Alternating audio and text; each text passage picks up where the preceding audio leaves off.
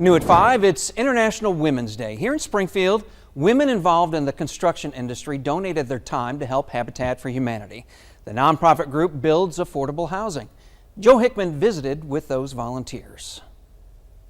This week, Springfield Mayor Ken McClure recognized the Southwest Missouri chapter of the National Association of Women in Construction, which provides development, education, networking, leadership training, and public service at its 115 chapters around the country. On Wednesday, the local organization was involved in public service for Habitat for Humanity, which depends on around 4,800 volunteers a year to build or restore affordable homes for people in poverty, which saves around $660,000 in labor costs.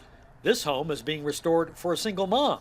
What we're doing when we work with these volunteers is keeping the cost of this project low. Their labor doesn't go into the cost of that home. There are folks in this group that do all kinds of jobs in the construction industry. So we've got people that are administrators and we got people that actually work out in the field. But some of them do know what needs to be done. They have some experience. The local NAWIC group also holds a number of social activities throughout the year and a Lego construction event for youngsters, a fun activity with an ulterior motive. It is getting the information out to the children that construction is a viable opportunity for something when they get out of school.